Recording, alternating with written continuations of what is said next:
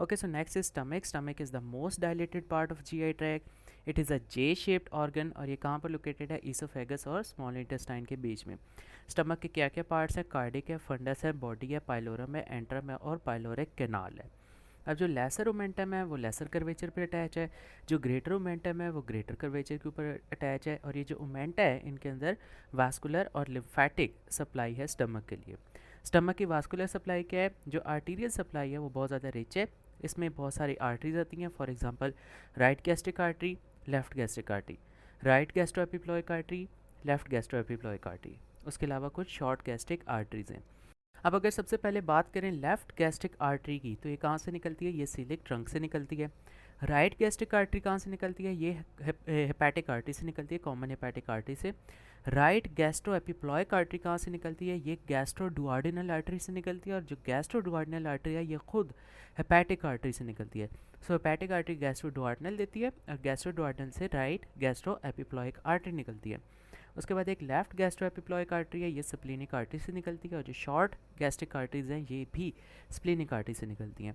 अब इन्हीं आर्टरीज की कॉरस्पॉन्डिंग वेन्स हैं, और ये सारी वेन्स जो हैं ये पोर्टल सिस्टम के अंदर ड्रेन होती है। वेरी इंपॉर्टेंट, ये सिस्टमिक में नहीं है, पोर्टल सिस्टम में जाकर ड्रेन होंगी।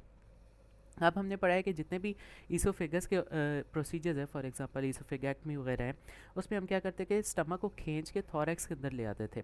तो उस सब में हम क्या करते थे? स्टमक को यूज़ करते थे एज अ कंडुइट। सो जब हम स्टमक को खींच के चेस्ट में ले आते हैं और इसको यूज़ करते हैं एज एन कंडुइट, तो फिर हम ये जितनी भी लेफ्ट साइडेड आर्टरीज हैं ना, इनको काट देते हैं, डिवाइड कर देते हैं। For example left gastric artery, left gastro epiploic artery, short gastric arteries, इनको डिवाइड कर देंगे, और जो स्टमक फिर अपनी ब्लड सप्लाई के ऊपर रिलाई करेगा वो राइट साइडेड आर्टरीज के ऊपर करेगा। For example right gastric artery, right gastro epiploic arteries. So इस वजह से स्टमक में स्कीमिया भी नहीं होगा। क्यों? क्योंकि ये जो आर्टरीज हैं इनके बीच में अच्छी खासी फ्री कम्युनिकेशन है, एनास्टमोसिस है, रिच ब्लड वेसल्स है, अच्छी खासी रिच सप्लाई है, तो स्कीमिया डेवलप नहीं होगा। अब अगर स्टमक की नर्व सप्लाई की बात करें, तो जो नर्व सप्लाई स्टमक और ड्यूओडेनम की है वो दो तरह की है, इंट्रिंसिक भी है, एक्सट्रिंसिक भी है। इंट्रिंसिक के वो है जो ऑरिबैक और मीजनर्स प्लेक्स के थ्रू सप्लाई होते हैं। एक्सट्रिंसिक में आ जाएगा सिंपैथेटिक और पैरासिम्पैथेटिक। अब जो पैरासिम्पैथेटिक है वो बड़ा ज़रूरी है, क्योंकि पैरासिम्पैथेटिक सप्लाई ही स्टमक में एसिड प्रोडक्शन कराती है, स्टमक में मोटिलिटी करती है। सो अगर ये कट जाती है तो उसकी वजह से क्या होगा? एसिड प्रोडक्शन भी स्टॉप हो जाएगी, और उसके अलावा गैस्ट्रिक मोटिलिटी, गैस्ट्रिक एम्पटिंग भी स्टॉप हो जाएगी। अब जो पैरासिम्पैथेटिक सप्लाई है स्टमक की, वो हमारे पास वेगस नर्व से आ रही होती है। अब जो वेगस नर्व है वो डिवाइड होती है लेफ्ट वेगस और राइट में। लेफ्ट वाली एंटीरियर ट्रंक देती है, राइट वाली पीछे चल जाती है पोस्टीरियर। सो LARP, लेफ्ट वाली एंटीरियर, राइट वाली पोस्टीरियर। अब ये वेगस नर्व खुद कहाँ से आ रही होती है? ये ईसोफेगल हाइएटस से आ रही होती है। हाइएटस मीन वो होल, वो सुराख डायफ्राम के अंदर जिसके अंदर से ईसोफेगस पास करता है, उसी में से वेगस नर्व भी आ रही होती है। सो ये दो ब्रांचेस में डिवाइड होती है, लेफ्ट और राइट। लेफ्ट वाली एंटीरियर हो जाती है, राइट वाली पोस्टीरियर। अब जो लेफ्ट वाली वेगस थी जो एंटीरियर चली गई थी, ये जब गैस्ट्रोडुओडेनल जंक्शन के पास जाती है ना, तो एक ब्रांच दे देती है लिवर को, और ख़ुद कंटिन्यू कर जाती है along the lesser curvature of the stomach. और जब ये खुद कंटिन्यू करती है अलॉन्ग द लेसर कर्वेचर, तो इसको हम कहते हैं the nerve of lateral jet. और जो पोस्टीरियर वेगस है जो पीछे जाती थी, वो क्या करती है? वो ब्रांच देती है सिलिक एक्सिस को। सो एंटीरियर वेगस ब्रांच देगी लिवर को, पोस्टीरियर वेगस ब्रांच देगी सिलिक एक्सिस को। एंटीरियर वेगस लिवर को ब्रांच देने के बाद खुद जो कंटिन्यू करेगी अगर अलॉन्ग द लेसर कर्वेचर, तो इसका नाम हो जाएगा नर्व ऑफ लैटरल जेट। अब ये जो नर्व ऑफ लैटरल जेट है ये सप्लाई करेगी स्टमक की बॉडी को, एसिड प्रोडक्शन ये स्टिमुलेट कराएगी थ्रू द पाराइटल सेल्स। इसके अलावा ये कंटिन्यू करेगी टुवर्ड्स द एंट्रम, और ये ना आगे किस तरह का पाँव लाइक शक्ल बनाएगी, जिस तरह कुकड़ी के पाँव होते हैं, मुर्गी का पंजा होता है, इसी तरह एक पंजा टाइप का सा बनाएगी, जिसे हम कहते हैं क्रोज फुट। सो ये एंट्रम में जाएगी, वहाँ पर इनरवेट करेगी और क्रो फुट बनाएगी। अब जो वेगस ट्रंक है, क्योंकि ये पैरासिम्पैथेटिक की तरफ से आ रही है, तो ये हमारे पास रिस्पॉन्सिबल है स्टमक की बॉडी की रिलैक्सेशन के लिए, एसिड प्रोडक्शन के लिए, और ये हमारे पास पाइलोरिक स्फिंक्टर को भी सप्लाई करती है। सो अगर ये काट जाएंगे तो ये सारी चीज़ें जो है ये ड्रॉप हो जाएंगी। इसके अलावा अगर बात करें गैस्ट्राइटिस की, तो gastritis is the inflammation of gastric mucosa. काफ़ी तरह के गैस्ट्राइटिस हैं, type A, type B, reflux, erosive, stress. उसके अलावा कुछ हाइपरट्रोफिक गैस्ट्रोपैथी भी होती है हमारे पास, लिम्फोसिटिक गैस्ट्राइटिस भी और ग्रेनुलोमेटस गैस्ट्राइटिस भी है। टाइप ए गैस्ट्राइटिस की बात करें तो इट इज़ ऑटोइम्यून गैस्ट्राइटिस, इसमें एंटीबॉडीज़ बनेंगी against the parietal cells of the stomach. So जब पैराइटल सेल्स जो है वो डिस्ट्रॉय हो जाएंगे तो इन पैराइटल सेल्स ने क्या करना था, एक तो हाइड्रोजन आइंस निकालने थे, HCl प्रोड्यूस करना था, दूसरा इन्हीं पैराइटल सेल्स ने इंट्रिंसिक फैक्टर निकालना होता है। सो जब ये पैराइटल सेल्स ही नहीं रहेंगे तो इंट्रिंसिक फैक्टर नहीं होगा और हाइड्रोजन आइंस नहीं होंगे। जब इंट्रिंसिक फैक्टर नहीं होगा तो उसकी वजह से विटामिन B12 की डेफिशिएंसी हो जाएगी, हाइड्रोजन आइंस नहीं होंगे तो क्लोरहीड्रिया हो जाएगा और इसके साथ साथ गैस्ट्रिक एट्रोफी हो जाएगी। ये था टाइप ए गैस्ट्राइटिस। इसके अलावा टाइप बी गैस्ट्राइटिस ही होता है।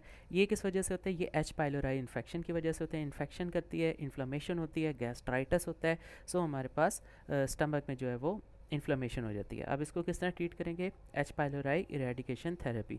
अब इसके काफ़ी डिफरेंट रिजीम्स है, बाद में स्टडी करते हैं। इसके अलावा होता है रिफ्लक्स गैस्ट्राइटिस। रिफ्लक्स गैस्ट्राइटिस किस वजह से होता है, जब हम गैस्ट्रिक सर्जरी करते हैं, फॉर एग्जांपल गैस्ट्रोजिजिनोस्टमी, यानी कि हम स्टमक को जोड़ देते हैं जिजिनम के साथ, तो उस वजह से क्या होगा कि रिफ्लक्स जो होगा वो बार बार वापस स्टमक के अंदर आएगा।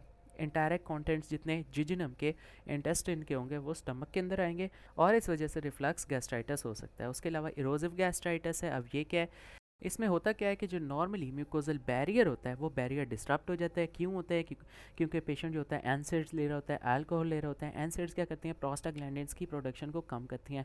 प्रोस्टाग्लैंडिन ने वो म्यूकोजल बैरियर बनाना था, सो बैरियर नहीं रहता तो इन्फ्लेमेशन होती है। This is called erosive gastritis. उसके बाद एक स्ट्रेस गैस्ट्राइटिस होता है। ये क्यों होता है, ये ब्लड सप्लाई कम होने की वजह से। अब जो ब्लड सप्लाई होती है ना वो बहुत सारे केमिकल्स टॉक्सिन्स इनको वॉश आउट करती रहती है।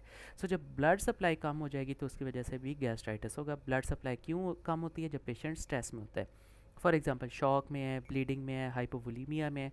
सो इन सारे केसेस में ब्लड सप्लाई जो है वो कम हो जाएगी और इसमें पेशेंट जो है वो प्रेजेंट कर सकता है गैस्ट्राइटिस के साथ, हेमाटोमेसिस, मैलिना और सीवियर केसेस में परफोरेशन के साथ भी प्रेजेंट कर सकता है। तो इन अल्सर्स को किस तरह ट्रीट करेंगे, PPIs देंगे या फिर एंटीहिस्टामीन्स देंगे। और इसके अलावा जो PPIs और एंटीहिस्टामीन्स होती है ये उन पेशेंट में भी देते हैं जो कि ICU में होते हैं, क्योंकि वो भी बहुत स्ट्रेस कंडीशन में होते हैं और उनमें स्ट्रेस अल्सर्स ना हो। इसके अलावा एक और है, इसे कहते हैं मेंट्रियस डिजीज़ या हाइपरट्रॉफिक गैस्ट्रोपैथी। अब होता है इसमें क्या है कि क्रॉस हाइपरट्रॉफी होती है गैस्ट्रिक म्यूकोजल फोल्ड्स की। सो जब म्यूकोजल फोल्ड्स की हाइपरट्रॉफी होगी है तो क्या होगा, म्यूकस प्रोडक्शन इंक्रीज़ कर जाएगी। सो जब म्यूकस प्रोडक्शन इंक्रीज़ होगी तो HCl कम हो जाएगा। So there is increase in mucus production and decreased acid production, जिसे हम कहेंगे हाइपोक्लोरिड्रिया। और इस हाइपरट्रॉफिक गैस्ट्रोपैथी में क्या मिल सकता है, इसमें RBCs कम हो सकते हैं, पेशेंट अनीमिक हो सकता है और प्रोटीन लॉस हो सकता है, जिसकी वजह से हाइपोप्रोटीनीमिया होगा, पेशेंट में स्वेलिंग होगी, एडीमा वगैरह होगा। अब ये जो कंडीशन है दिस इज़ प्री मेलिग्नेंट और ये कंडीशन होती क्यों है, that is because of over expression of transforming growth factors. और इसके साथ साथ कैंसर का जो रिस्क है वो इंक्रीज़ कर जाता है।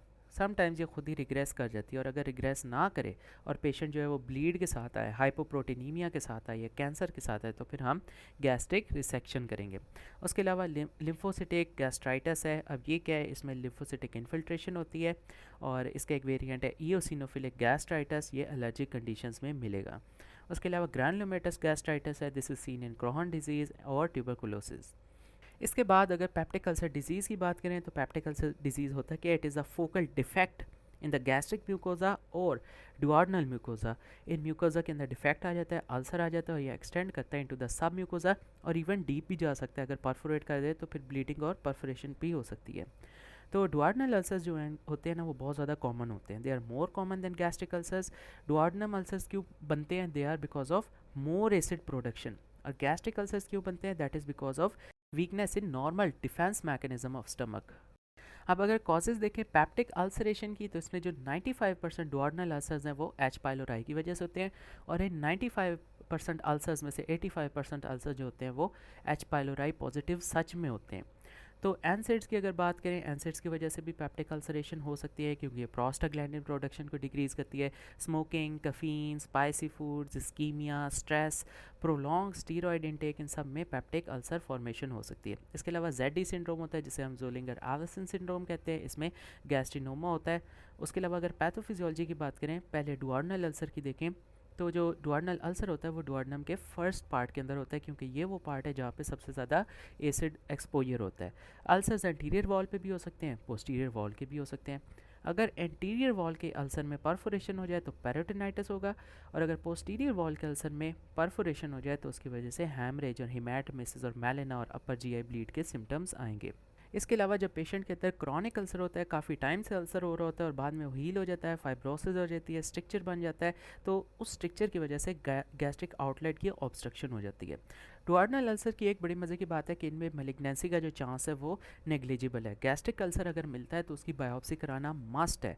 तो it is gastric ulcer is always considered malignant until proven otherwise, और डुओडेनल अल्सर में malignancy इज़ निग्लिजिबल। अगर अल्सर मिल गया है जस्ट इग्नोर इट, वो उसको ट्रीट करें, पीपीआई दें, और अगर परफोरेटेड है तो उसकी सर्जरी और ट्रीट रिपेयर करें बस।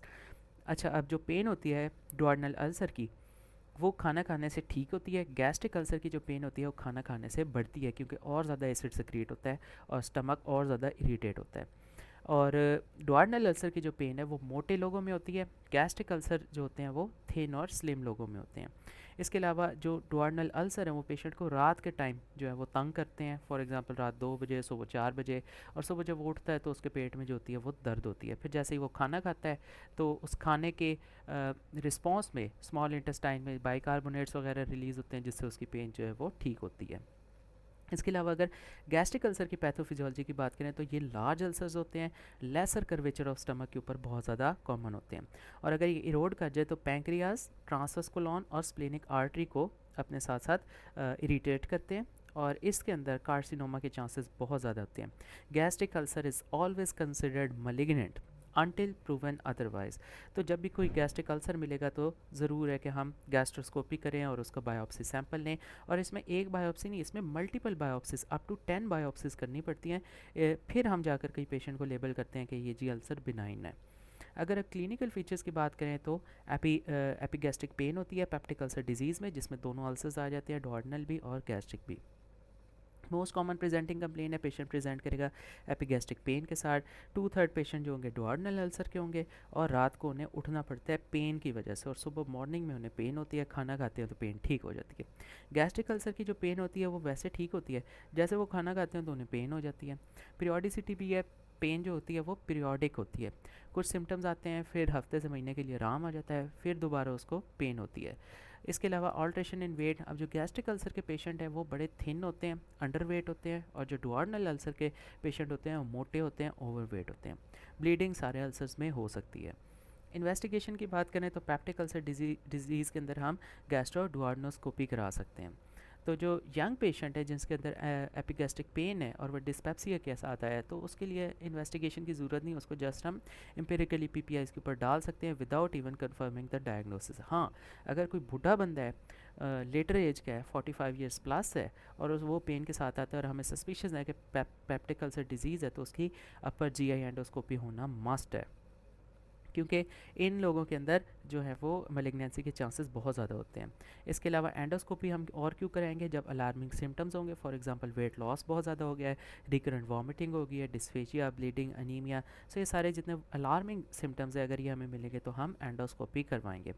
Upper GI endoscopy is the gold standard investigation ulcers के लिए, और अल्सर्स को इसमें देख सकते हैं, बायोप्सी का सैंपल ले सकते हैं, और जितने स्टमक अल्सर्स हैं उन्हें मस्ट बायोप्सी करना, और इवन 10 टाइम्स करना है, ठीक है। 1-2 दफ़ा पे हमने पेशेंट को लेबल नहीं करना कि वो बिनाइन है।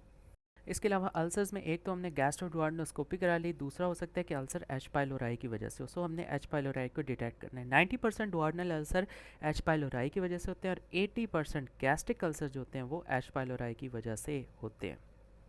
अब एच पाइलोराई को देखने के लिए हम क्या क्या टेस्ट करा सकते हैं। वेल, सबसे पहले हम CLO टेस्ट करेंगे, this is called quick urease test. अब होता क्या है कि एच पाइलोराई के पास एंजाइम होता है यूरिएज, ये यूरिया को चेंज करता है अमोनिया में। तो हम सिंपली क्या करते हैं, बायोप्सी का सैंपल लेते हैं गैस्ट्रिक या डुओडेनल म्यूकोजा से, और इस टिश्यू को एक मीडियम में रख देते हैं। उस मीडियम के अंदर जो होती है वो यूरिया होती है, तो जो बैक्टीरिया होगा वो क्या करेगा, यूरिया को चेंज करेगा अमोनिया और कार्बन डाइऑक्साइड में with the help of urease. तो जो अमोनिया होगी वो क्या करेगी, पीएच जो है वो चेंज कर जाएगी, पीएच जो होगी वो इंक्रीज़ कर जाएगी, अल्कलाइन हो जाएगा। तो हम उसी सोल्यूशन के अंदर एक पीएच इंडिकेटर भी रख देंगे जो कि बताएगा कि जी पीएच चेंज हो गया है, यूरिया चेंज हो गया अमोनिया के अंदर, इट मीन्स एच पाइलोराई है। उसके अलावा carbon 13 labelled urea breath test भी कर सकते हैं। इसमें सिंपली क्या करेंगे, यूरिया देंगे, लेकिन उस यूरिया के अंदर कार्बन 13 होगी। अब ये कार्बन 13 क्या है, वेल ये हमारे पास एक आइसोटोप है। जब भी एच पाइलोराई जिसके पास यूरिएज है वो क्या करेगा, इस यूरिया की ब्रेक डाउन कराएगा into ammonia and carbon dioxide. तो ये जो कार्बन डाइऑक्साइड होगी इस केस में ये कार्बन 13 होगी, ये आइसोटोप हो गई। सो आइसोटोप लेबल्ड कार्बन डाइऑक्साइड को हम 10 से 30 मिनट बाद अगर डिटेक्ट कर लेते हैं एक्सेल्ड ब्रेथ के अंदर, तो इसका मतलब कि ये टेस्ट जो है पॉजिटिव है। इसके अलावा स्टूल टेस्ट कर सकते हैं, देख सकते हैं स्टूल के अंदर H पाइलोराई एंटीजन है कि नहीं, 90% सेंसिटिव है और 95% स्पेसिफिक टेस्ट है ये।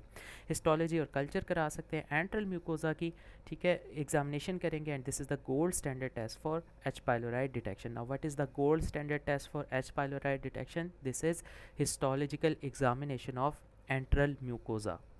उसके अलावा सीरम गैस्ट्रिन लेवल्स अगर हम देखें तो हम गैस्ट्रिनोमा को रूल आउट कर सकते हैं, जिसमें आ सकता है ज़ुलिंगर एलिसन सिंड्रोम। अब पेप्टिक अल्सर्स को ट्रीट किस तरह करना है, इसकी मेडिकल मैनेजमेंट भी है और सर्जिकल मैनेजमेंट भी है। ज़्यादातर हम जो फॉलो करेंगे वो मेडिकल मैनेजमेंट है। अब अगर मेडिकल मैनेजमेंट की बात करें तो इसमें सबसे पहले PPIs है, this are the mainstay of the medical treatment. अब होगा क्या कि पेशेंट को हम हॉस्पिटलाइज कर लेंगे अगर कॉम्प्लिकेशन बहुत ज़्यादा है, IV देंगे PPIs और लॉन्ग लाइफ PPI थेरेपी के ऊपर उसको लगा देंगे। फिर जो पेशेंट है उसको एडवाइस करेंगे कि स्मोकिंग रोक दो, अल्कोहल इंटेक रोक दो, एनसेड्स और एस्प्रिन जो है उन्हें कम कर दो। अगर सच में ज़रूरत है तो फिर हम उसके ऑल्टरनेटिव्स को ढूंढेंगे। इसी तरह पेशेंट को PPIs के साथ साथ H2 ब्लॉकर्स भी दे सकते हैं। अगर H पाइलोराई इन्फेक्शन है तो फिर हम पेशेंट को क्या है H पाइलोराई इरेडिकेशन थेरेपी के ऊपर लगा देंगे, जिसके रेजिम्स अभी हम डिस्कस करते हैं। जनरली PPIs जो होंगे वो हम स्टॉप कर देंगे 3 months after elimination of positive factors. For example अगर हमने एनसेड पेशेंट की छुड़वा दिया है, H पाइलोराई को इरेडिकेट कर दिए, तो उसके 3 महीने बाद PPIs देना छोड़ देंगे।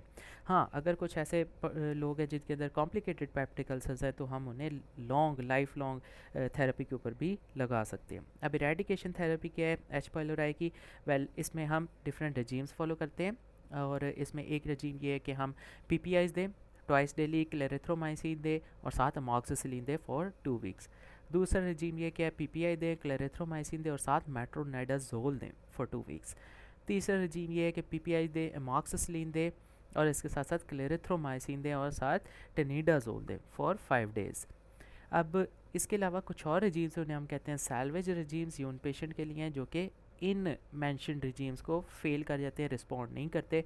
और इन सैल्वेज रेजीम्स में क्या आता है बिस्मथ, उसके साथ मेट्रोनाइडाजोल और टेट्रासाइक्लिन और PPI, ये 10 से 14 दिनों के लिए, या फिर PPI, amoxicillin, levofloxacin for 10 days. इसके अलावा सर्जिकल ट्रीटमेंट भी हम इन अल्सर्स की कर सकते हैं। सर्जरी जो है वो एंटी सिक्रेटरी ड्रग से ही वैसे तो ट्रीट हो जाना चाहिए, PPIs, हिस्टामिन ब्लॉकर्स, और अगर नहीं हो रहा तो फिर हम सर्जरी में जाएंगे और सर्जरी में हम जो है बिलरॉथ 1 कर सकते हैं, बिलरॉथ 2 गैस्ट्रैक्टमी, गैस्ट्रोजिजेनोस्टमी वगैरह कर सकते हैं, वेगस नर्व की डीनर्वेशन कर सकते हैं, सेलेक्टिव कर सकते हैं, हाईली सेलेक्टिव कर सकते हैं। तो अगर जनरल सर्जरी की बात करें तो हम सर्जरी तब करेंगे जब पेप्टिक अल्सर कॉम्प्लिकेट कर जाएगा, परफोरेट कर जाएगा, ब्लीड कर जाएगा, उसमें फाइब्रोसिस हो जाएगी या फिर इंटेस्टिनल ऑब्स्ट्रक्शन हो जाएगी। अब अगर डुओडेनल अल्सर की सर्जरी की बात करें तो हम ये क्यों करते हैं? पहली बात, हम एसिड का एक्सपोजर कम करना चाहते हैं। जब ये कम होगा तो खुद ब खुद अल्सर जो है वो हील कर जाएगा। इसमें हम बहुत सारे मेथड्स कर सकते हैं। कुछ मेथड्स है, फॉर एग्जांपल बिलरॉथ 1 गैस्ट्रैक्टमी है। अब इसमें होगा क्या कि जो डिस्टल स्टमक है, यानी जो स्टमक का एंट्रम है, हम ये अज्यूम करते हैं कि एंट्रम से सबसे ज़्यादा एसिड जो है वो प्रोड्यूस होता है। इस एंट्रम को हम काट देंगे, पीछे क्या रह जाएगी? स्टमक की बॉडी रह जाएगी। इस स्टमक की बॉडी को हम एनास्टमोस कर देंगे डुओडेनम के साथ। एंट्रम काट के रिसेक्ट करके जो बाकी बच जाएगा स्टमक, उसको हम डुओडेनम के साथ जोड़ देंगे। Now this is called gastroduodenostomy and this is Billroth 1 gastrectomy. इसके अलावा बिलरॉथ 2 गैस्ट्रैक्टमी भी करेंगे। बिलरॉथ 2 में क्या होगा, एंट्रम तो हम ये वाला काटेंगे, थोड़ा सा हम बॉडी ऑफ स्टमक भी साथ जो लगी हुई है वो भी काट लेंगे। So distal part of body of stomach and antrum, इन दोनों को मोबिलाइज करेंगे, काटेंगे। दूसरी इंपॉर्टेंट बात, हम डुओडेनल स्टम्प बनाएंगे। इसमें ना डुओडेनम को एक साइड से स्टिच करके उसकी स्टम्प बना देंगे। This is very important, this is in Billroth 2 gastrectomy. Stump बनाएंगे, स्टम्प क्लोज करेंगे और वो जो अब हमने डिस्टल पार्ट आधा जो स्टमक रह गया था उसको हम एनास्टमोस कर देंगे जिजिनम के साथ। इसके इसमें जेजिनम होगी। So this is Billroth 2 gastrectomy. ये मिलता है हमारे पास गैस्ट्रोजिजिनोस्टमी में। गैस्ट्रोजिजिनोस्टमी में भी सिर्फ यही करेंगे कि हम स्टमक को एनास्टमोस कर देंगे जिजिनम के साथ। लेकिन इन दोनों में एक डिफरेंस है, बिलरॉथ 2 के अंदर हम डुओडेनल स्टम्प बनाएंगे और गैस्ट्रोजिजिनोस्टमी के अंदर हम कोई स्टम्प नहीं बनाएंगे, डायरेक्ट स्टमक को जिजिनम के साथ जोड़ देंगे। सो अगर बात करें गैस्ट्रोजिजोनोस्टमी की, हमने स्टमक को जोड़ दिया है जिजेनम के साथ। अब होता क्या है कि जिजेनम के अंदर जितना बावल है वो सारा अल्कलाइन होता है। सो जब ये रिफ्लक्स करता है स्टमक के अंदर, तो स्टमक के अंदर जितना एसिड है ये उसको न्यूट्रलाइज कर देगा, और इस तरह जो डुओडेनल एक्सपोजर है वो रिड्यूस हो जाएगा। सो इस केस में हम यूज़ करेंगे जेजिनम का अल्कलाइन मटेरियल, ताकि हम स्टमक के एसिडिक मटेरियल को न्यूट्रलाइज करें, और इस तरह जो स्टमक का एसिडिक मटेरियल है वो अब न्यूट्रलाइज हो गया है, वो अब डुओडेनम को इरिटेट नहीं करेगा। लेकिन इस प्रोसीजर का एक और ड्रॉबैक है। अब क्योंकि हमने स्टमक को डायरेक्टली जोड़ दिया है जिजिनम के साथ, अब जिजिनम का कंटेंट स्टमक में तो जा सकता है, लेकिन इसका उल्टा भी हो सकता है, स्टमक का डायरेक्ट गैस्ट्रिक सेक्रेशन जिजिनम में भी जा सकती है। सो इसकी वजह से होता क्या है कि स्टोमल अल्सरेशन बन जाएंगे, और ये बहुत ज़्यादा कॉमन थे। सो इसीलिए हमने ये प्रोसीजर करना छोड़ दिया है। सो गैस्ट्रोजिजोनोस्टमी अब नहीं करते। इसके अलावा और क्या कर सकते हैं, वेगस नर्व डिनर्वेशन कर सकते हैं, और कुछ ड्रेनेज प्रोसीजर है। अब जितनी भी एसिड प्रोडक्शन है स्टमक की वो वेगस नर्व से निकल रही है, और वो पैरासिम्पैथेटिक स्टिमुलेशन देती है। अब vagus nerve is the responsible for transmission of motor impulses. इसके अलावा स्टमक में जितनी मोटिलिटी है वो भी वेगस नर्व करवा रही है। सो अगर वेगस नर्व को हम काट देंगे तो क्या क्या होगा, एसिड सप्रेशन हो जाएगी। इसके अलावा गैस्ट्रिक एम्प्टिंग जो है वो इम्पेयर हो जाएगी, तो उसकी वजह से गैस्ट्रिक स्टेसिस हो जाएगा। जब स्टेसिस हो जाएगा तो वॉमिटिंग होगी। तो ये सारी चीज़ें जो है वो विगैटमी की वजह से हो सकती हैं। फिर अब जो गैस्ट्रिक स्टेसिस हो जाएगी उसको किस तरह डील करेंगे, उसको हम ड्रेनेज प्रोसीजर के साथ डील करेंगे। इसीलिए हम इसे कहते हैं vagus denervation and drainage procedure. Drainage procedure क्या है, पायरोप्लास्टी कर सकते हैं, गैस्ट्रोजिजोनोस्टमी कर सकते हैं। गैस्ट्रोजिजोनोस्टमी तो समझ आ गई कि हमने स्टमक को जोड़ दिया जिजिनम के साथ। अब ये पायरोप्लास्टिक क्या है, पायरोप्लास्टी में जो पायलोरिक रिंग होता है स्टमक का, उसके ऊपर एक लॉन्गिट्यूडनल इंसिजन देते हैं, वो चीरा देते हैं तो वो चीर पड़ जाता है, क्रैक आ जाता है। फिर वो जो हमने इंसिजन देते हैं उसको ट्रांसवर्सली स्टिच करते हैं, लॉन्गिट्यूडनल इंसिजन देकर उसको ट्रांसवर्सली स्टिच करते हैं। इस तरह जो होता है पायलोरिक रिंग वो वाइड हो जाता है, खुल जाता है, और इसकी वजह से इफेक्टिव ड्रेनेज होती है। अब इसके अलावा बहुत सारे मेथड है डिनर्वेशन प्रोसीजर के। सबसे पहले ट्रंकल विगॉटमी करते हैं, और साथ उसकी ड्रेनेज। ट्रंकल विगॉटमी में क्या होगा कि एंटीरियर पोस्टीरियर वेगस नर्व दोनों ही कट जाएंगे, पूरी की पूरी ट्रंक काट देंगे। इसमें क्या होगा कि जो पैराइटल सेल्स जिन्होंने HCl प्रोड्यूस करना था, जो कि डिपेंड कर रहे थे वेगस नर्व के ऊपर, अब वो HCl प्रोड्यूस नहीं करेंगे, एसिड सक्रीशन जो है वो सप्रेस हो जाएगी।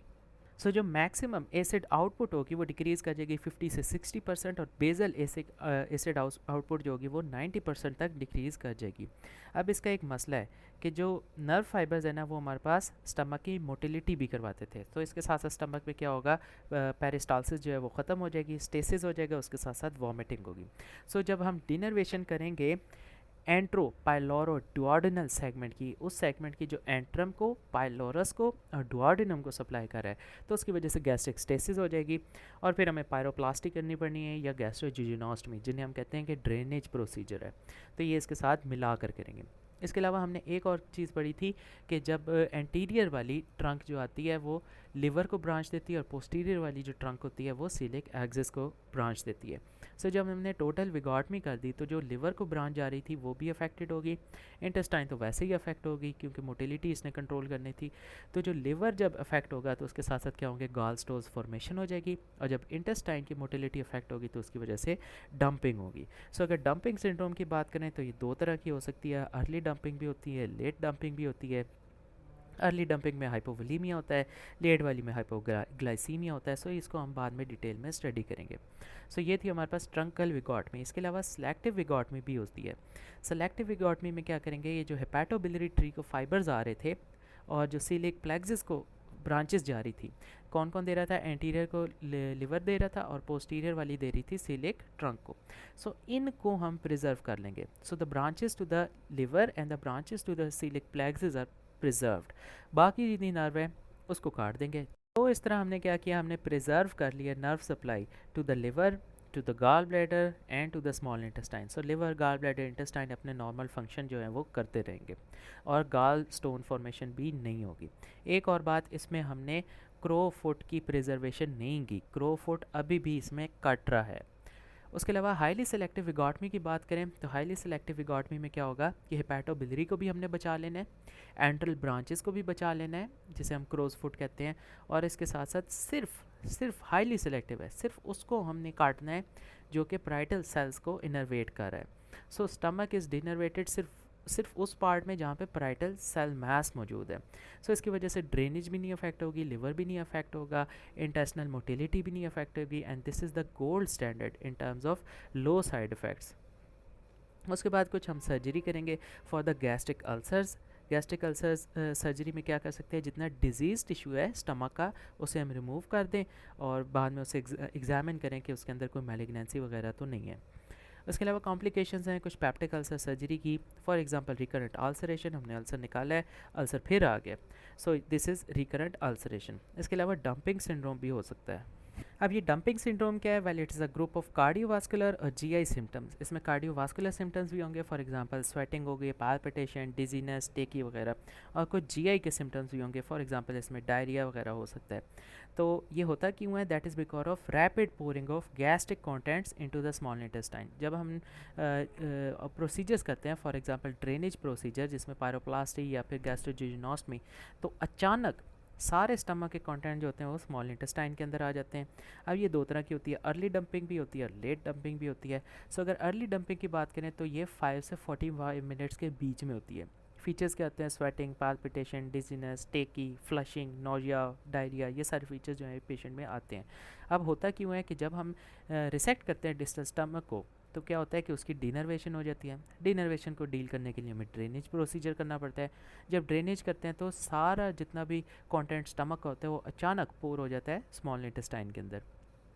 जब स्मॉल इंटेस्टाइन में अचानक इतना ढेर सारा फूड आता है तो क्या होता है, पूरी बॉडी के अंदर अच्छी खासी स्टिमुलस आती है, ह्यूज रिफ्लक्स होता है, वहाँ से सारा बाइल रिलीज़ होता है, सारा पेंक्रियाटिक जूस रिलीज़ होता है, सक्कस एंटेरिकस रिलीज़ होता है। तो अच्छा खासा लार्ज फ्लूइड शिफ्ट जो होता है वो स्मॉल इंटेस्टाइन के अंदर आ जाता है, जिसकी वजह से पेशेंट जो है वो हाइपोवोलीमिया में चला जाता है।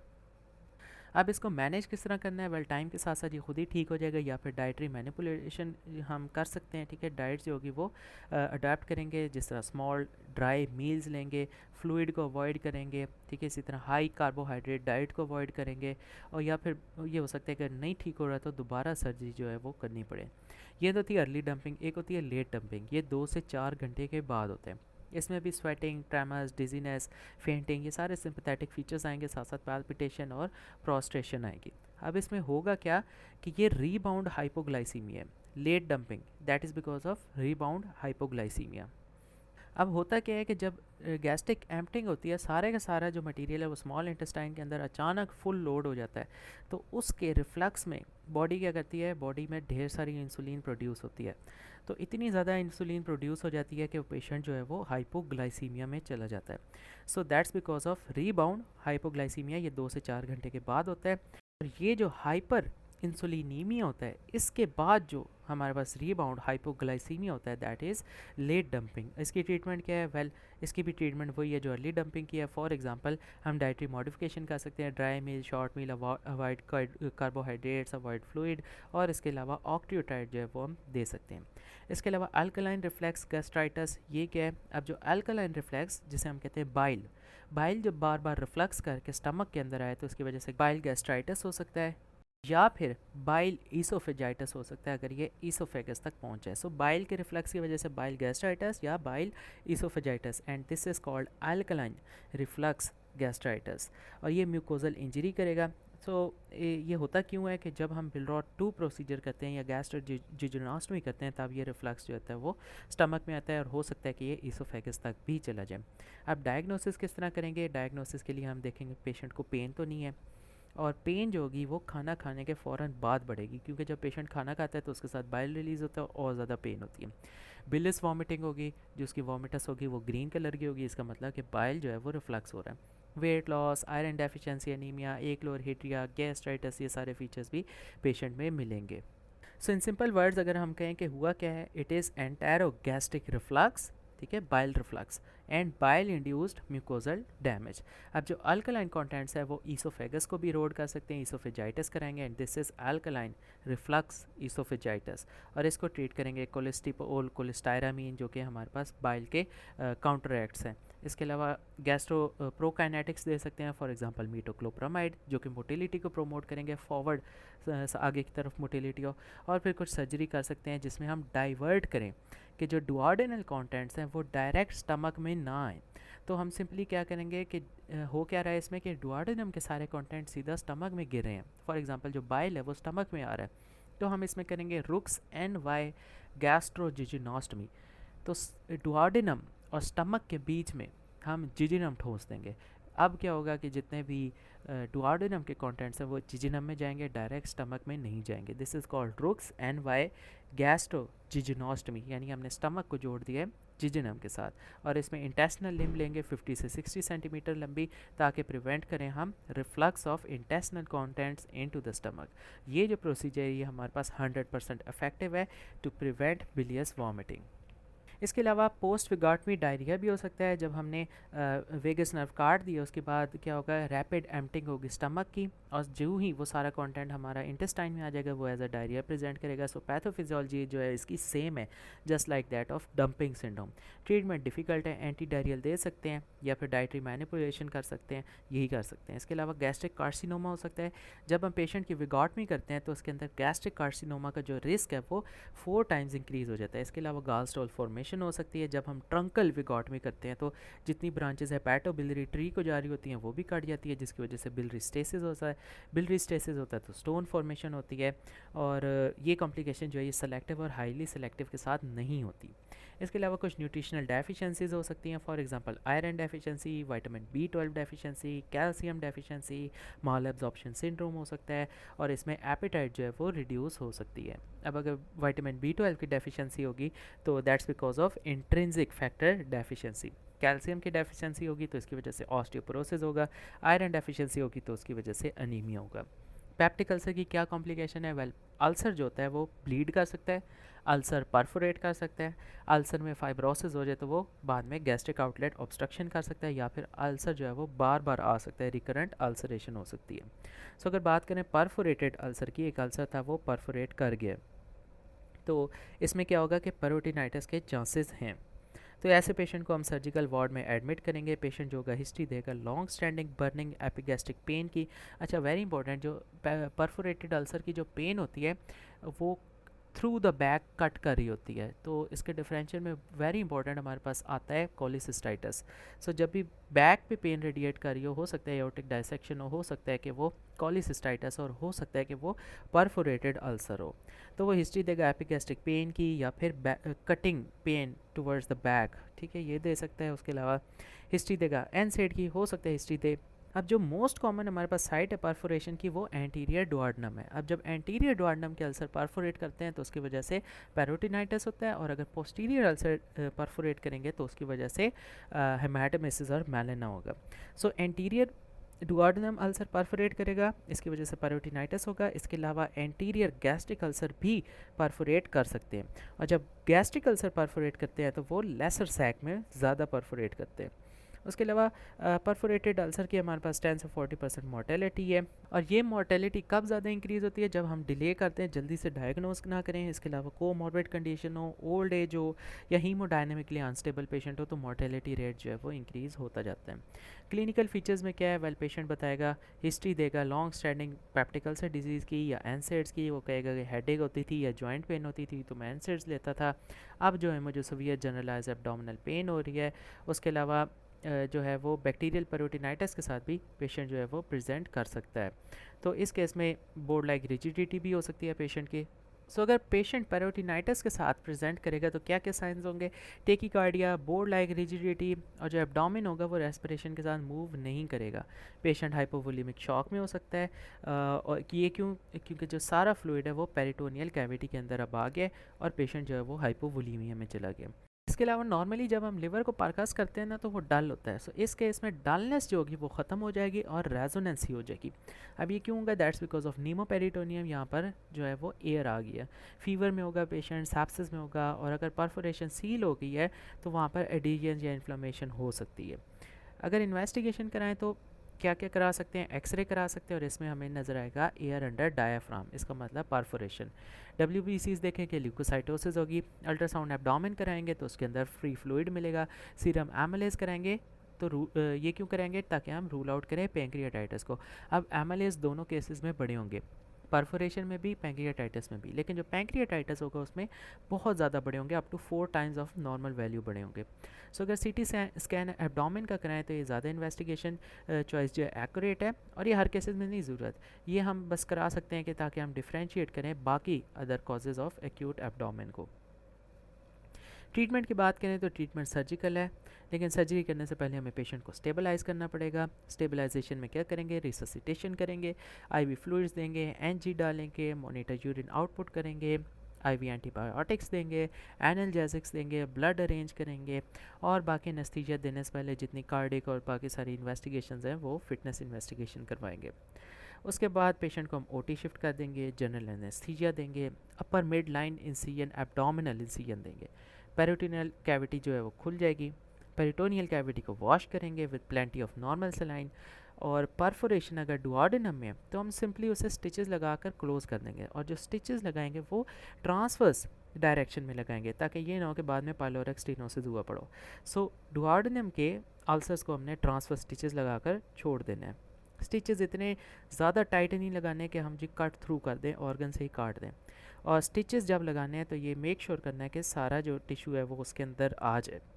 इसके अलावा हम और क्या कर सकते हैं कि ओमेंटम का जो पैच है वो परफोरेशन के ऊपर रख के उसको सील कर दें।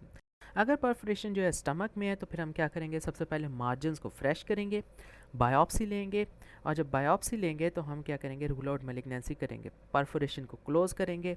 और अगर मैसिव परफोरेशन है डुओडेनम की या स्टमक की तो फिर प्राइमरी क्लोजर हम नहीं कर सकते, फिर हम सिर्फ क्या करेंगे, बिलरॉथ 2 गैस्ट्रेक्टमी करेंगे या फिर सब टोटल गैस्ट्रेक्टमी करेंगे। पोस्ट ऑप पेशेंट को क्या करेंगे, आईवी फ्लूइड्स देंगे, electrolytes, antibiotics, analgesic, life long PPIs, और अगर एच पाइलोराई का पेशेंट था तो फिर उसकी रेडिकेशन थेरेपी भी करवाएंगे। यहाँ पर एक इंपॉर्टेंट पॉइंट था कि अगर तो डुओडेनम में अल्सर होता है तो हम उसको सिर्फ स्टिच करते हैं, और अगर स्टमक के अंदर अल्सर होता है तो फिर हम उसका बायोप्सी का सैंपल भी लेते हैं, क्योंकि स्टमक के जितने अल्सर्स होते हैं there are always malignant until proven otherwise. तो ऑपरेशन परफॉर्म कर सकते हैं ये हम ओपन भी और लैप्रोस्कोपिक भी। इसके अलावा जिन पेशेंट्स के अंदर स्मॉल लीक्स होते हैं, छोटे छोटे अल्सर्स होते हैं, मिनिमल पेरिटोनियल कंटेमिनेंट होते हैं, उन्हें हम नॉन ऑपरेटिव तरीके से मैनेज करते हैं, जस्ट कंजर्वेटिवली फ्लूइड, एंटीबायोटिक्स और एनजी सक्शन वगैरह देकर फिर उन्हें डिस्चार्ज कर देते हैं। इसके अलावा अगर बात करें ब्लीडिंग पैप्टिक अल्सर की, तो this is the most common cause of ulcer related death. 70% जो अपर जीआई ब्लीड्स होती हैं that are because of bleeding peptic ulcer. ये क्यों होती हैं, अगेन ये पेशेंट जो होते हैं एनसेड अब्यूज़ कर रहे होते हैं, प्रेजेंटेशन में क्या आएगा, हेमाटोमेसिस या melaena. Now these are the features of upper GI bleed. अब ब्लीडिंग माइनर भी हो सकती है, सवियर भी हो सकती है। सवियर ब्लीडिंग में हमारे पास क्या होगा कि पेनिट्रेशन भी हो सकती है डुओडेनल अल्सर की इनटू द गैस्ट्रोडुओडेनल, और lesser curvature ulcer into the left gastric artery. So जो डुओडेनम का अल्सर है that is going to penetrate the gastroduodenal artery, और जो लेसर कर्वेचर जो स्टमक अल्सर है that is going to penetrate left gastric artery. तो इस case में आप क्या करेंगे कि मेडिकल ट्रीटमेंट करेंगे, सबसे पहले रिससिटेशन करेंगे, इसमें आईवी पीपीआईज देंगे पेशेंट को, और इसके अलावा पेशेंट को हम ट्रानएग्जामिक एसिड दे सकते हैं जो कि हमारे पास टीपीए का एंटागनिस्ट है, ब्लीडिंग रोकने के काम आता है। 75% पेशेंट जो है वो ब्लीड करना छोड़ देंगे। उसके अलावा एंडोस्कोपिक ट्रीटमेंट कर सकते हैं, endoscopy in the form of cautery, या उस जगह की कॉटरी कर दें, या एपिनेफ्रीन का इंजेक्शन। अब एपिनेफ्रीन जो है वो सिंपैथेटिक ड्रग है, तो क्या करेगी, जितनी भी ब्लड वेसल्स है उनको स्पाज्म में ले आएगी और ब्लीडिंग जो है वो रुक जाएगी। इसके अलावा क्लिप भी लगा सकते हैं एंडोस्कोपी के थ्रू। सो एंडोस्कोपी के थ्रू हमने क्या किया, कॉटरी की है, एपिनेफ्रीन दिया, या फिर क्लिपिंग की है। सर्जिकल ट्रीटमेंट में क्या कर सकते हैं, वेल अगर तो कॉन्टीन्यूस ब्लीडिंग हो रही है और 6 से ज़्यादा यूनिट ब्लड के हमें रिक्वायर हैं तो हम सर्जरी की तरफ जाएंगे। पेशेंट अनरिस्पॉन्सिव है एंडोस्कोपिक मेजर्स को, फिर हम सर्जरी की तरफ जाएंगे।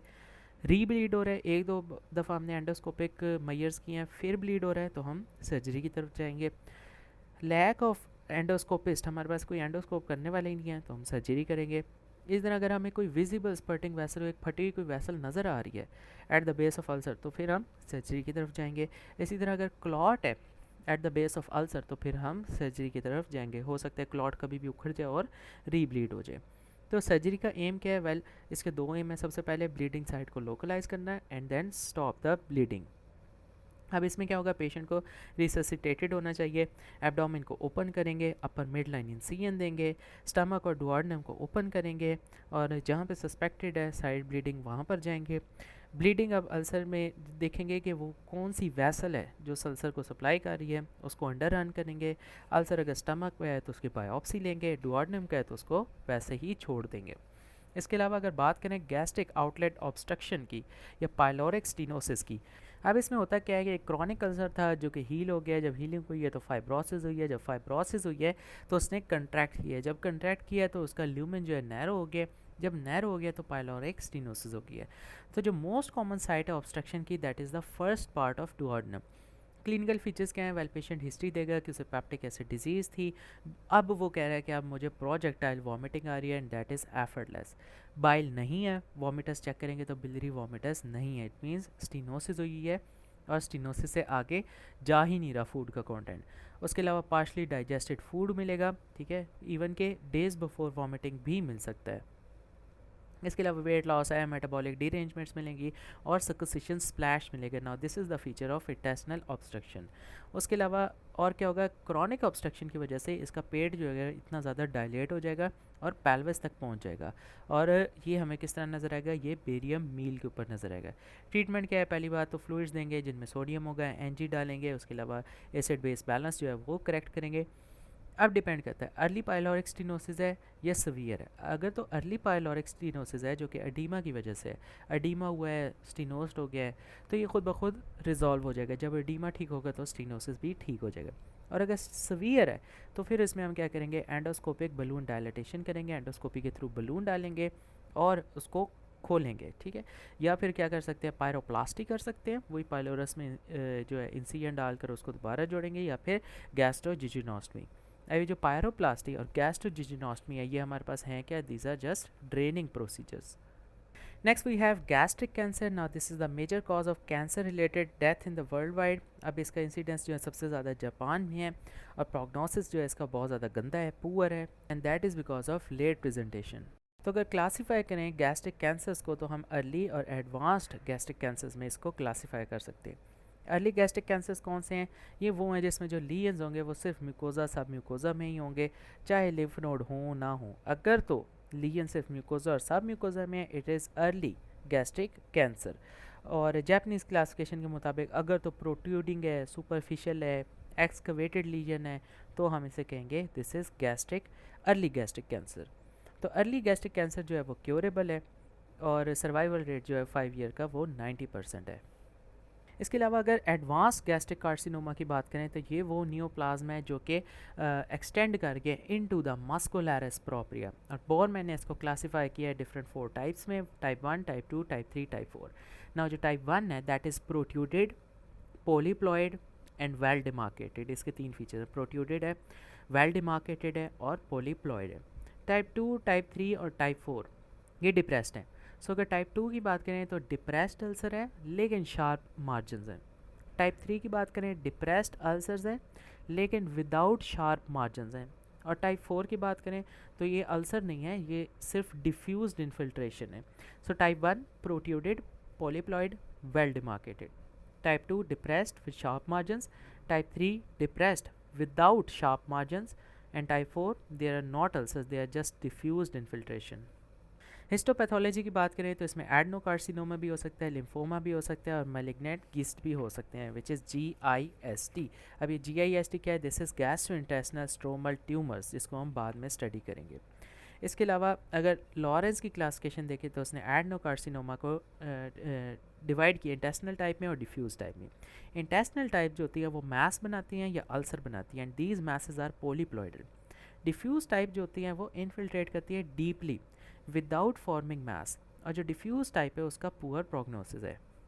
अब अगर गैस्ट्रिक कार्सिनोमा के कॉजेटिव फैक्टर्स की बात करें तो ऐसी डाइट्स जिनके अंदर नाइट्राइट्स हों जो कि नाइट्रेट से डिराइव्ड हों, ठीक है। सबसे पहले नाइट्रेट्स होते हैं जो कि चेंज होते हैं नाइट्राइट्स के अंदर। ये नाइट्राइट्स जो होते हैं इनकी नाइट्रोसिशन होती है, और फाइनली ये चेंज होते हैं नाइट्रोसामाइड्स या नाइट्रोसामीन्स के अंदर। और ये जो नाइट्रोसामाइड्स और नाइट्रोसामीन्स हैं दीज आर कार्सिनोजेनिक। सो ऐसे फूड जिनके अंदर नाइट्रेट्स और बाद में चेंज हो नाइट्राइट्स के अंदर, तो उसकी वजह से गैस्ट्रिक कैंसर होता है। For example smoked food, excessive salt, decreased intake of fresh vegetables, chronic H pylori में भी गैस्ट्रिक कार्सिनोमा हो सकता है। पर्नीशियस एनीमिया है, कोई प्रीवियस गैस्ट्रिक सर्जरी की हिस्ट्री है, for example duodeno gastric reflux surgery है, इसकी वजह से जो है मैलिग्नेंसी के चांस बहुत ज़्यादा इंक्रीज़ हो सकता है अप टू 4 टाइम्स। या फिर हमारे पास म्यूटेशन है ई कैडेरन की, for example diffuse gastric carcinoma. और अगर स्प्रेड ऑफ गैस्ट्रिक कार्सिनोमा की बात करें तो ये डायरेक्ट इन्वेजन भी होता है, लिम्फ के थ्रू भी फैलता है, ब्लड वेसल्स के थ्रू भी फैलता है और ट्रांसपेरिटोनियल भी फैलता है।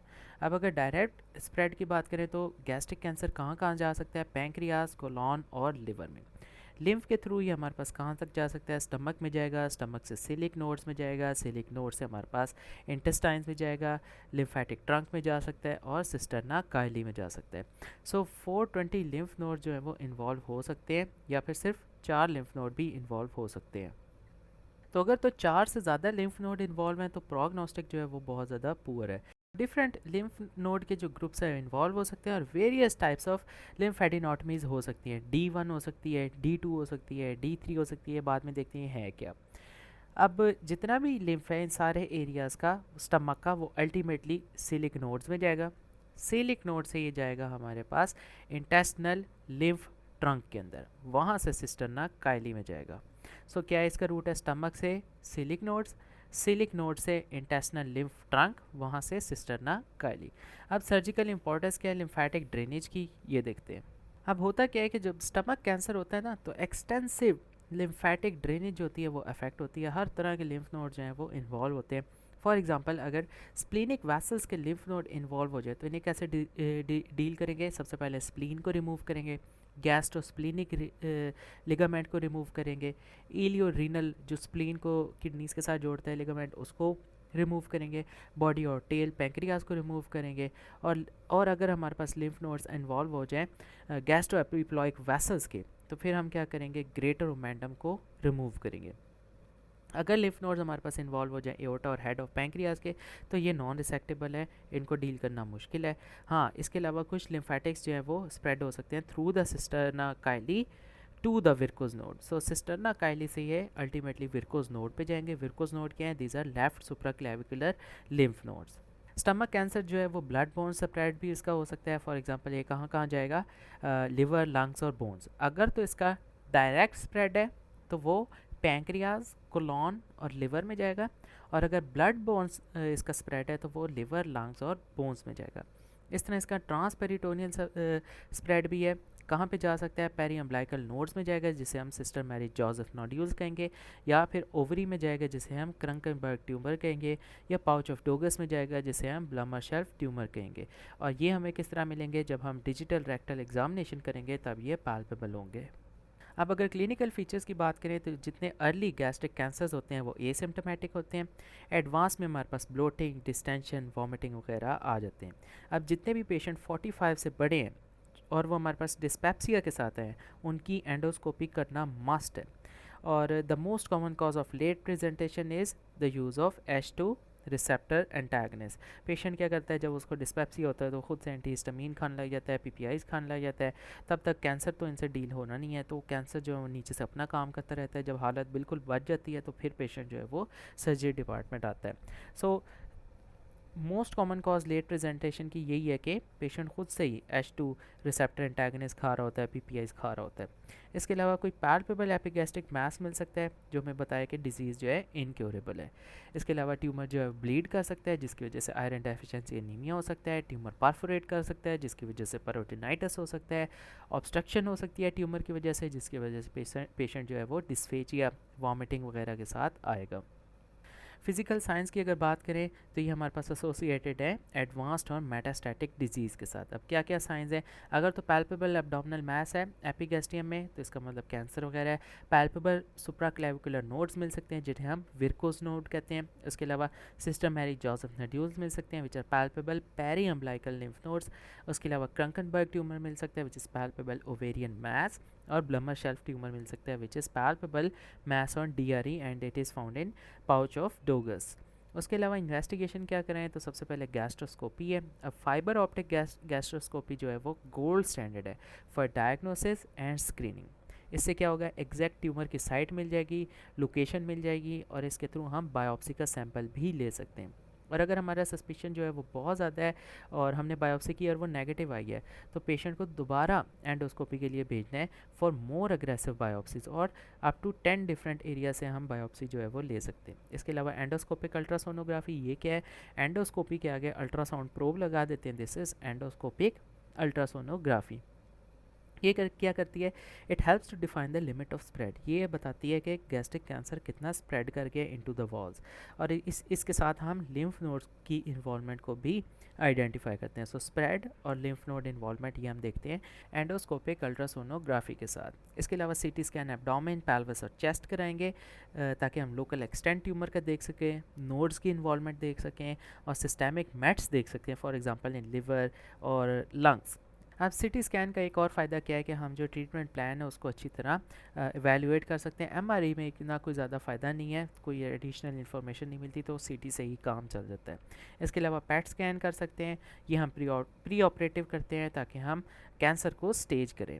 और कभी कभी होता क्या है कि इसकी वजह से हमें ऑक्युल्ट स्प्रेड भी मिल जाता है, यानी हम उधर सोच नहीं रहे होते ट्यूमर है, लेकिन वो जगह जो होती है वो as a hot spot present करती है, वहाँ पे कैंसरस सेल्स जो होते हैं उसको अपटेक करते हैं और वो एरिया हॉट नज़र आता है। सो ऑक्युल्ट स्प्रेड को भी हम देख सकते हैं with the help of PET scan. और इसके अलावा प्री ऑप लेप्रोस्कोपी भी कर सकते हैं। वेल ये इतनी ज़्यादा कोई कॉमन प्रैक्टिस नहीं है, ये बस इसलिए करते हैं कि अगर कोई लिवर के मैट्स हैं तो वो हमें मिल जाए, या कोई पेरिटोनियल के इम्प्लांट्स हैं वो हमें मिल जाए, जो हमने पहले सीटी वगैरह कराई है अगर उसमें मिस हो जाए तो वो हो सकता है कि वो लेप्रोस्कोपी पे दोबारा मिल जाए। अब UICC स्टेजिंग क्या है गैस्ट्रिक कैंसर की, वेल इसमें हमारे पास T1 to T3 और T4 तक है। लिम्फ नोड जो है वो N0 से N3 तक है, और मैट्स जो है वो M0 से M1 तक है। अब इसमें T1 का मतलब है कि ट्यूमर लैमिना प्रोप्रिया में है, T2 का मतलब है सब सिरोजा में है, T3 का मतलब है सिरोजा में है, T4 का मतलब है एडजेसेंट ऑर्गन्स में इन्वेड कर चुके हैं, एन नोड का मतलब है नो लिम्फ नोड, N1 का मतलब है कि 1 से 6 जो है ना रीजनल लिम्फ नोड्स मिल चुके हैं, N2 का मतलब है कि 7 से 14 जो लिम्फ नोड्स हैं वो मिल चुके हैं, N3 का मतलब है कि 15 से ज़्यादा लिम्फ नोड्स मिल चुके हैं, M nought no mets, M1 yes mets found, हो सकता है पेरिटोनियम में हो सकता है लिवर वगैरह में हो सकता है डिस्टेंट लिम्फ नोड्स हों। ट्रीटमेंट में क्या करेंगे, सर्जरी ही हमारे पास इफेक्टिव ट्रीटमेंट है कि हम इस गैस्ट्रिक कैंसर को ट्रीट करें और लॉन्ग टर्म सर्वाइवल को इम्प्रूव करें। अब सर्जरी भी सिर्फ उन पेशेंट में करेंगे जिनकी डिज़ीज़ जो है वो ट्रीटेबल है। अगर एक पेशेंट है उसकी डिज़ीज़ ही नहीं ट्रीटेबल तो फिर उसमें सर्जरी करने का फ़ायदा ही नहीं है। सो साइंस क्या है कि ट्रीटेबल डिज़ीज़ नहीं है, हो सकता है उसमें हेमाटोजिनस मैट्स हों लिवर में, लंग्स में, बोन में, तो इस पेशेंट की हम सर्जरी नहीं करेंगे।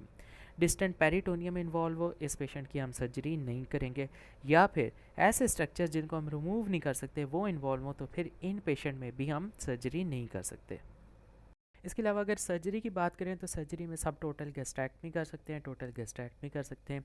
अगर सब टोटल गैस्ट्रेक्टमी की बात करें तो ये स्टैंडर्ड ऑपरेशन है। टोटल गैस्ट्रेक्टमी हम उन ट्यूमर्स में करेंगे जो ट्यूमर्स बहुत ज़्यादा प्रॉक्सिमल हैं। सो अगर सब टोटल गैस्ट्रेक्टमी जो कि स्टैंडर्ड ऑपरेशन है इसकी बात करें तो इसे हम कहते हैं इट इज़ अ रेडिकल सब टोटल गैस्ट्रेक्टमी। रेडिकल का मतलब जो चीज़ मिलेगी हमने उसको उखाड़ते जाना है, जड़ से उखाड़ते जाना है।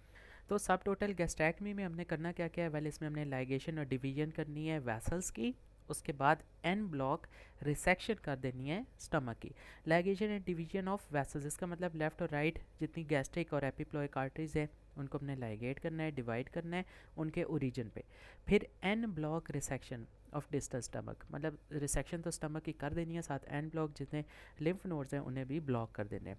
स्टमक में क्या क्या आएगा, पाइलोरस आएगा, 2 सेंटीमीटर डुओडेनम आएगी। अब क्योंकि हमने कहा है कि रेडिकल है सब कुछ उखाड़ते जाना है, तो पाइलोरस उखाड़ेंगे, 2 सेंटीमीटर डुओडेनम उखाड़ेंगे, उसके अलावा ग्रेटर ओमेंटम उखाड़ देंगे, लेसर ओमेंटम उखाड़ देंगे, एसोसिएटेड जितने लिम्फ टिश्यूज़ हैं because it's an bloc resection, तो लिम्फ टिश्यूज़ जो हैं उन्हें रिमूव कर देंगे।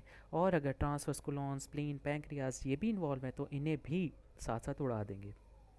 इसके बाद रिकन्स्ट्रक्शन करेंगे।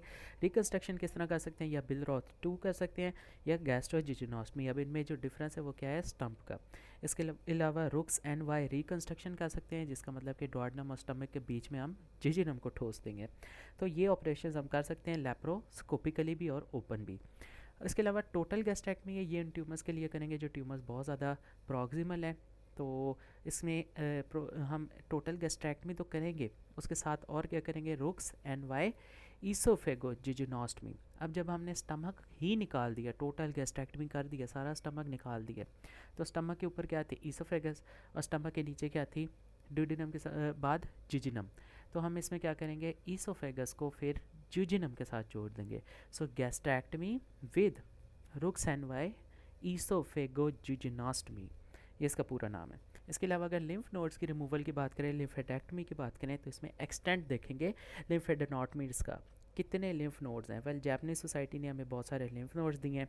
लिम्फ नोड्स के ना हमने स्टेशन बना दिए हैं। स्टेशन 1-2 का मतलब है राइट और लेफ्ट कार्डिया, 3-4 का मतलब है lesser greater curvature of stomach, 5-6 का मतलब है सुपीरियर इन्फीरियर टू एंट्रम, 7 का मतलब है लेफ्ट गैस्ट्रिक आर्टरी का, 8 का मतलब है around hepatic artery, common hepatic artery, 9 का मतलब है अराउंड द ओरिजिन ऑफ सिलिक एक्सिस, 10 का मतलब है स्प्लीनिक हाइलम पे, 11 का मतलब है स्प्लीनिक आर्टरी के अराउंड, और 12 का मतलब है एट पोर्टा हेपेटिस। तो इसमें हम देखेंगे कितना एक्सटेंड करना है, D1, D2 या D3। D1 के अंदर 3, 4, 5, 6 आ जाएंगे, D2 के अंदर 1, 2, 3, 4, 5, 6, 7, 8 और फिर 11 आ जाएगा, और D3 के अंदर फिर सारे ही आ जाएंगे, 9B, 10B, 12B, 1 से लेकर 12 तक भी। सो अगर D1 की बात करें तो ये इसमें वो वाले लिम्फ नोड्स हम रिमूव करेंगे जो कि पेरिगैस्ट्रिक है, along the greater curvature, along the lesser curvature and around the pylorus. So station 3, 4, 5, 6 जो होंगे वो रिमूव करेंगे। This is D1। D2 में क्या होगा, इसमें हम सारे लिम्फ नोड्स रिमूव करेंगे जो कि अराउंड होंगे लेफ्ट गैस्ट्रिक आर्टरी और splenic artery, common hepatic artery और कार्डिया के राउंड। इसमें स्टेशन 1, 2, 3, 4, 5, 6, 7, 8 और 11 आ जाएंगे। फिर D3 की बारी है, इसमें हम लिम्फ नोड्स रिमूव करेंगे जो कि सिलिक एक्सिस के राउंड होंगे, for example lymph node number 9, splenic hilum के राउंड होंगे स्टेशन 10, लिम्फ नोड जो के राउंड होंगे लेफ्ट और राइट हेपेटिक आर्टरी और पोर्टा हेपेटिस के, these are lymph node number 12।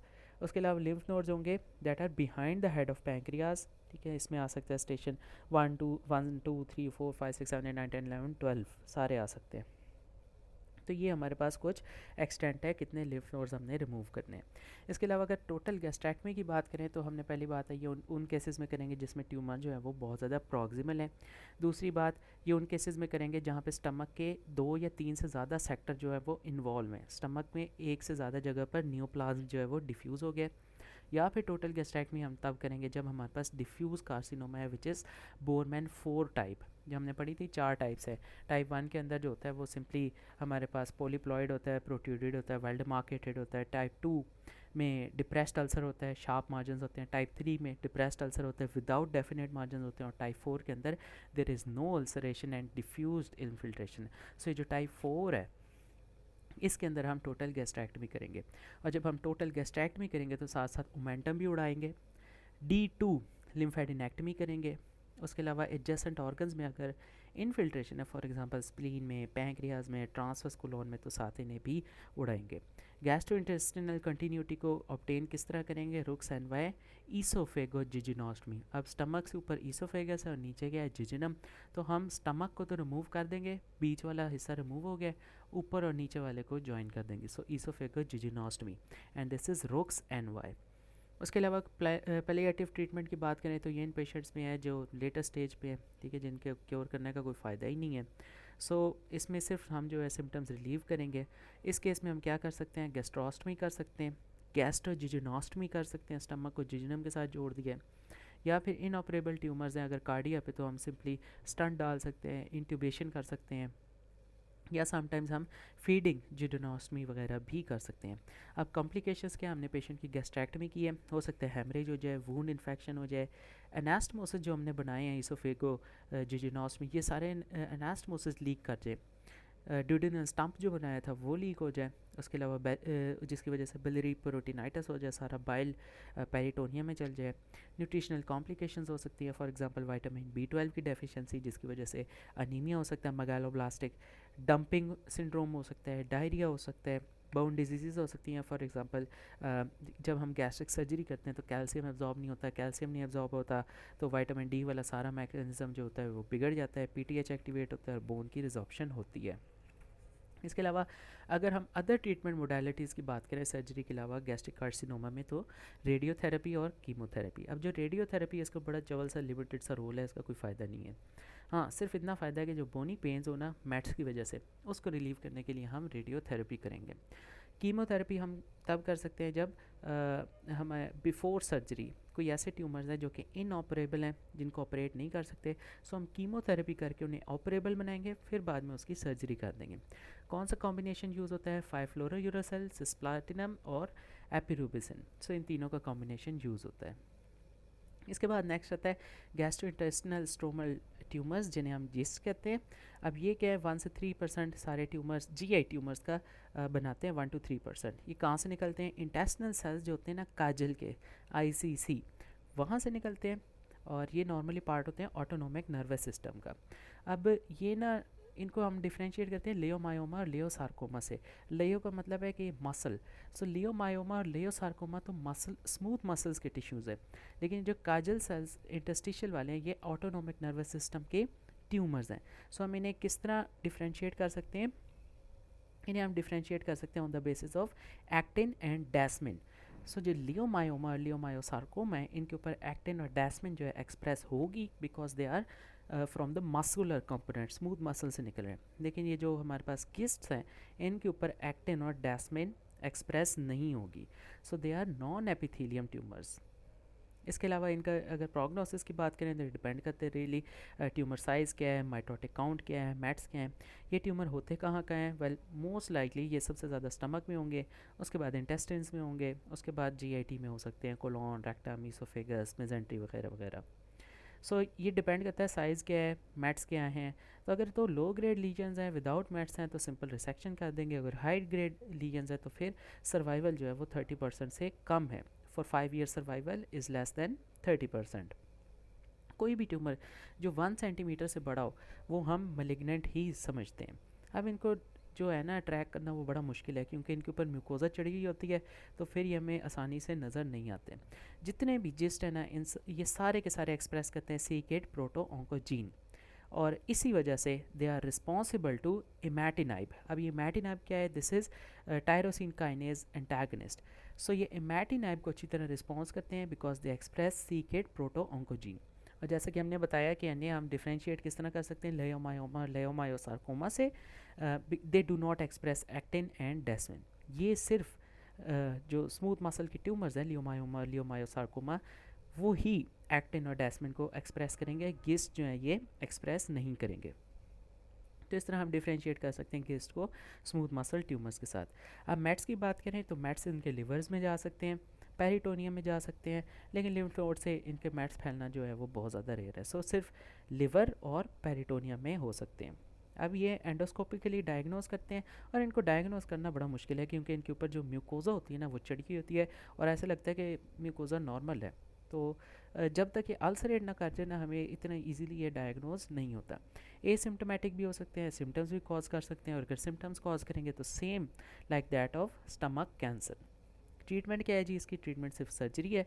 Small tumours की वेज रिसेक्शन है, लार्ज ट्यूमर्स की हम गैस्ट्रेक्टमी करेंगे। लार्ज ट्यूमर्स को हम ऑपरेटिव ट्रीटमेंट से पहले इमैटिनाइब देंगे, ताकि वो ट्यूमर जो है श्रिंक हो जाए, उसकी वास्कुलरिटी डिक्रीज़ हो जाए, फिर हम उसकी इजीली सर्जरी कर देंगे। इसके बाद आता है गैस्ट्रिक लिम्फोमा। लिम्फोमा जो होती है प्राइमरी मेलिग्नेंसी भी हो सकती है स्टमक की, प्राइमरी गैस्ट्रिक लिम्फोमा हो सकता है, या फिर जनरलाइज्ड बॉडी का जो सिस्टेमिक लिम्फोमा है उसका पार्ट हो सकता है, which is called secondary gastric lymphoma. So it can be primary, can be secondary. Primary की बात करें तो इसमें हमारे पास आ सकता है माल्टोमास, जो कि एच पाइलोराई की वजह से होते हैं। ये होते क्यों हैं? On the background of chronic gastritis. जब काफ़ी अरसे से इन्फ्लेमेशन चलती आती है, और इस केस में जो इन्फ्लेमेशन की कॉज है दैट इज़ एच पाइलोराई, तो उसके बैकग्राउंड में हमारे पास जितने लिम्फोइड टिश्यूज़ हैं वो माल्टोमास में चेंज हो जाते हैं, which are mucosal associated lymphoid tissue, and that is because of H pylori. अब ये जितने माल्टोमास हैं ये मलिग्नेंट भी हो सकते हैं। इसके अलावा अगर वैसे ही पूरी बॉडी की बात करें तो लिम्फोमा के साथ साथ जो गैस्ट्रिक टिश्यूज़ हैं उनके अंदर भी हमारे पास गैस्ट्रिक लिम्फोमा हो सकता है। और अगर पूरी बॉडी में कौन सा लिम्फोमा है? This is non Hodgkin B cell type lymphoma. तो इसके साथ भी इसकी स्ट्रॉन्ग जो एसोसिएशन है। अब अगर इनकी ग्रेडिंग की बात करें तो ये पुअरली डिफरेंशिएट भी हो सकते हैं, हाई ग्रेड लिम्फोमास भी हो सकते हैं, और इनको डिफरेंशिएट करना बड़ा मुश्किल है। ये बड़े मिलते जुलते हैं एडनोकार्सिनोमा से। सो सिर्फ इम्यूनोहिस्टो केमिस्ट्री की बेसिस पर ही हम इनको डिफरेंशिएट कर सकते हैं। इसके अलावा जब हमें स्टमक के अंदर कोई लिम्फोमा मिल जाए, प्राइमरी गैस्ट्रिक लिम्फोमा मिल जाए, तो फिर नेक्स्ट स्टेप क्या करना होता है, पूरे एब्डोमेन, थोरैक्स और पेल्विस का सीटी स्कैन कराना होता है, ये देखने के लिए कि ये प्राइमरी गैस्ट्रिक लिम्फोमा है या फिर किसी सेकेंडरी सिस्टमिक डिजीज़ के साथ एसोसिएटेड है। सो हम सीटी स्कैन कराएंगे एब्डोमेन, थोरैक्स और पेल्विस का to rule out systemic lymphoma. Treatment की बात करें, ये तो जो लो ग्रेड गैस्ट्रिक लिम्फोमाज हैं that are associated with H pylori, तो नॉर्मली इसमें हम सिर्फ क्या करेंगे, एच पाइलोराई की रेडिकेशन थेरेपी देंगे, ठीक है, एंटीबायोटिक्स और पीपीआईज वगैरह। जब एच पाइलोराई रेडिकेट हो जाएगा तो ये खुद ब खुद ठीक हो जाएगा। कोई डेफिनेट गाइडलाइन नहीं है एडवांस या एच पाइलोराई नेगेटिव माल टाइप गैस्ट्रिक लिम्फोमा की। इसके अलावा और क्या कर सकते हैं, सर्जरी कर सकते हैं एज एन इनिशियल ट्रीटमेंट, और रेडियोथेरेपी भी कर सकते हैं। रेडियोथेरेपी की वजह से कंप्लीट रिमिशन हो सकता है फॉर स्टेज 1 डिजीज़, और इसके अलावा कीमोथेरेपी भी यूज़ कर सकते हैं एडवांस डिजीज़ में। So surgery is an initial treatment, radiotherapy देंगे, कंप्लीट रिमिशन हो जाएगी, और अगर एडवांस डिजीज़ है तो हम कीमोथेरेपी पे भी जा सकते हैं। सेकेंडरी गैस्ट्रिक लिम्फोमा क्या होगा, it is treated according to stage and variety of lymphoma. अगर बेजोर्स की बात करें तो बेजोर क्या होता है, it's just a mass found in trapped in the GI system. इसमें ट्राइकोबेजोर भी हो सकता है और फाइटोबेजोर भी हो सकता है। फाइटा मीन प्लांट और ट्राइको मीन हेयर। तो अगर ट्राइकोबेजोर की बात करें, it is mass of hair ball, ठीक है, और ये उन औरतों में होता है जो थोड़ी सी पागल सी खिसकी हुई होती हैं, साइकेट्रिक फीमेल्स जो बाल खाती रहती हैं, फिर वो बाल जो हैं वो गुच्छा बना देते हैं, हेयर बॉल्स मिल जाते हैं इंटेस्टिन्स में, दीज आर अनडाइजेस्टेड और इंटेस्टिनल ऑब्स्ट्रक्शन वगैरह कर सकते हैं। So this is called trichobezoar. अगर फाइटोबेजोर की बात करें तो इसका मतलब कि वेजिटेबल की वो वाली चीज़ें जो डाइजेस्ट नहीं होती, ठीक है, तो वेजिटेबल मैटर जितना भी है वो अगर पेशेंट की इंटेस्टिन्स में मिल जाता है, दिस इज़ फाइटोबेजोर, और इसकी वजह से गैस्ट्रिक स्टेसिस हो सकती है।